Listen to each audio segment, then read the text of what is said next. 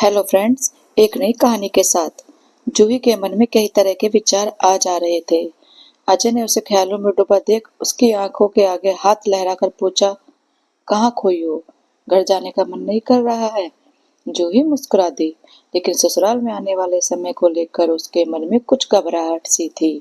दोनों शादी के एक हफ्ते बाद ही सिक्किम घूमने चले गए थे। उनका प्रेम विवाह हुआ था। दोनों सीए थे और नरीमन में एक ही कंपनी में जॉब करते थे। अजय ब्राह्मण परिवार का बड़ा बेटा था। पिता शिव मोहन एक प्राइवेट कंपनी में अच्छे पद पर थे। मम्मी शैलजा हाउसवाइफ थी और छोटी बहन नेहा भी कॉलेज में थी।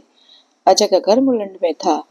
पंजाबी परिवार की इकलौती बेटी जूही कांजुर मार्ग में रहती थी। जूही के पिता विकास डॉक्टर थे और माँ अंजना हाउसवाइफ थी। दोनों परिवार को इस विवाह पर कोई ऐतराज नहीं था। विवाह हंसी खुशी हो गया। जूही को जो बात परेशान कर रही थी वह यह थी कि उसके ऑफिस आने जाने का कोई टाइम ही नहीं था। अब तो घर की कोई जिम्मेदारी उस पर थी नहीं थी। नरीमन से आते आते कभी 10 बजते, कभी 11। जिस क्लाइंट बेसिस पर काम करती पूरे टीम के हिसाब से उठाना पड़ता। मायके में तो घर पहुंचते कपड़े बदल कर हाथ मुंह धोकर डिनर करते और फिर सीधे बेड पर। शनिवार और रविवार पूरा आराम करती थी। मन होता तो दोस्तों के साथ मूवी देखती, डिनर करती। वैसे भी मुंबई में ऑफिस जाने वाली ज्यादातर कुंवारी अविवाहित लड़कियों का यही रूटीन रहता है।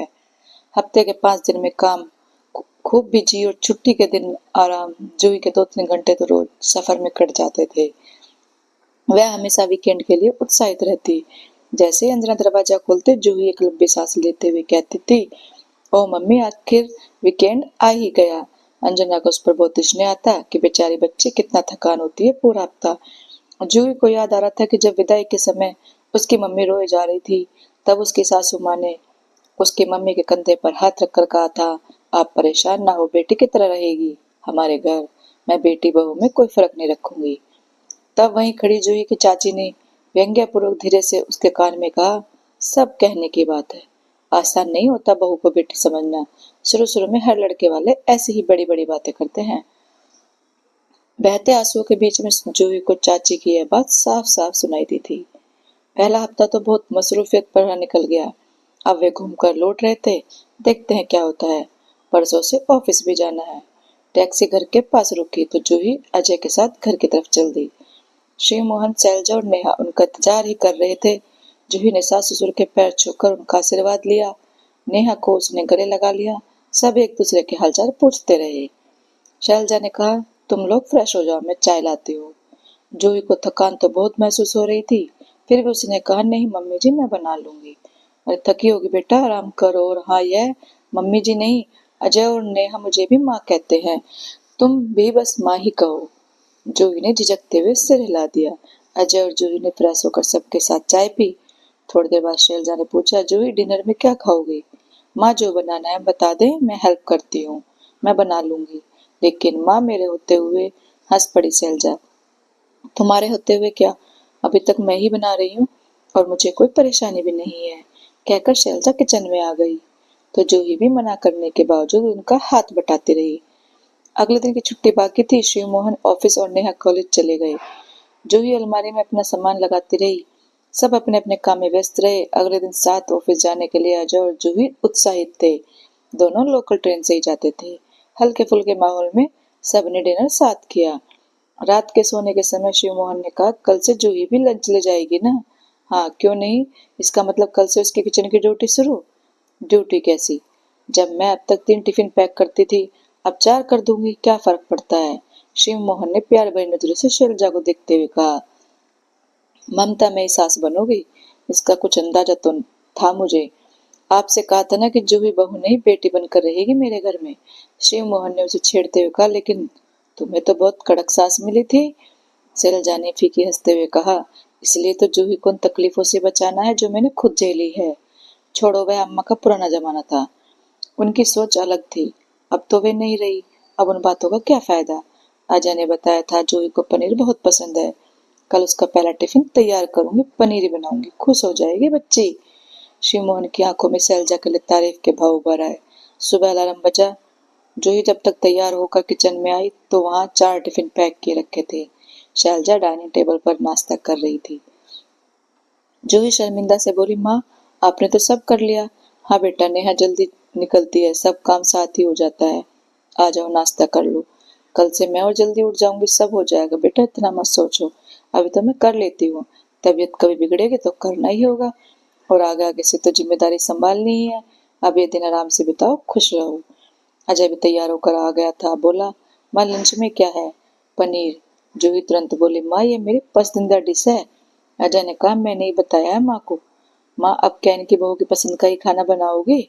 जूही तुनकी माँ ने कहा है ना उनके लिए बहू नहीं बेटी है। नेहा ने घर से निकलते निकलते हंसते हुए कहा माँ भाभी के सामने मुझे मत भूल जाना। शिव मोहन ने भी बातों में हिस्सा लिया। अरे भाई थोड़ा तो सास वाला रूप दिखाओ, थोड़ा टोको, थोड़ा गुस्सा करो, पता तो चले घर में सास बहू है। सब जोर से हंस पड़े। शैलजा ने कहा सॉरी, यह तो किसी को पता नहीं चलेगा कि घर में सास बहू है। सब हंसते बोलते घर से निकल गए। थोड़ी देर में मेड श्यामबाई आ गई। शैलजा घर की सफाई करवाने लगी। अजय के कमरे में जाकर श्यामा ने आवाज दी मैडम देखो आपकी बहू क्या सामान फैला कर गई है। शैलजा ने जाकर देखा, हर तरफ सामान बिखरा था। उन्हें हंसी आ गई। श्यामा ने पूछा मैडम आप हंस रही हैं? शैलजा ने कहा आओ मेरे साथ। शैलजा उसे नेहा के कमरे में ले गई। वहां और भी बुरा हाल था। शैलजा ने कहा यहाँ भी वही हाल है, तो चलो अब हर जगह सफाई करो जल्दी। समय शाम 8 सालों से मैं ये काम कर रही थी, अच्छी तरह समझती थी अपनी शांति पसंद मैडम को, अतः मुस्कुराते हुए अपने काम में लग गई। जूही फोन पर अपने मम्मी पापा से संपर्क में रहती थी। शादी के बाद आज ऑफिस का पहला दिन था। रास्ते में ही अंजना का फोन आ गया। हालचाल के बाद पूछा आज तो सुबह कुछ काम भी किए होंगे। शैलजा की तारीफ के पुल बांध दिए जूही ने। तभी अचानक जूही को कुछ याद आया। बोली मम्मी मैं बाद में फोन करती हूँ। फिर तुरंत सासू माँ को फोन मिलाया। शैलजा के हेलो कहते ही तुरंत बोली सॉरी माँ मैं अपने रूम बहुत बुरी हालत में छोड़ के आई हूँ, याद ही नहीं रहा। श्यामा ने ठीक कर दिया है। सॉरी माँ कल से सब आ जाता है, धीरे धीरे परेशान मत हो। शैलजा के स्नेह भरे स्वर पर जूही का दिल भर आया। अजय और जूही दिन भर व्यस्त रहे। सहकर्मी बीच बीच में दोनों को छेड़कर मजा लेते रहे। दोनों रात 8 बजे ऑफिस से निकले तो थकान हो चुकी थी। जूही का तो मन कर रहा था सीधे जाकर बेड पर लेटे, लेकिन वह मायका था, अब ससुराल है। 10 बजे तक दोनों घर पहुंचे। शिव मोहन शैलजा और नेहा डिनर कर चुके थे। अब दोनों को टेबल पर रखा था। हाथ धोकर जूही खाने पर टूट पड़ी। खाने के बाद उसने सारे बर्तन समेट दिए। शैलजा ने कहा तुम लोग अब आराम करो, हम भी सोने जा रहे हैं। शैलजा लेटे तो शिव मोहन ने कहा तुम भी थक गई होगी ना, अब बस सोना ही है, काम भी तो बढ़ गया होगा। कौन सा काम? एक टिफिन। 6 की जगह 8 रोटियां बन गई तो क्या फर्क पड़ा, सबकी तो बनती ही है। और आज तो मैं इन दोनों का टिफिन अलग अलग बना दिया, कल से एक साथ ही पैक कर दूंगी। खाना बच्चे तो साथ खाएंगे। जूही का खाना बनाने से मुझ पर कोई अतिरिक्त काम आने वाली बात नहीं है। तुम हर बात को इतनी आसानी से कैसे ले लेती हो शैल? शांति से जीना कोई बहुत मुश्किल काम नहीं है, बस हम औरतें ही अपनी जिद में आकर अक्सर घर में शांति का कारण बन जाती है। जैसे नेहा को भी अभी कोई काम करने की ज्यादा आदत नहीं है, वैसे ही वह बच्ची भी तो अभी आई है। आज की लड़कियां पहले पढ़ाई फिर कैरियर में व्यस्त रहती हैं, इतना तो मैं समझती हूँ। आसान नहीं है कामकाजी लड़कियों का जीवन। अरे मैं तो घर में रहती हूँ, थक भी गई तो दिन में थोड़ा आराम कर लूंगी। कभी नहीं कर पाऊंगी तो शामा है ही, ये किचन में हेल्प कर दिया करेगी। जूही पर घर के सभी कामों का क्या दबाव डालना। नेहा को ही देख लो, कॉलेज और कोचिंग की बात कहाँ हिम्मत होती है कुछ करने की।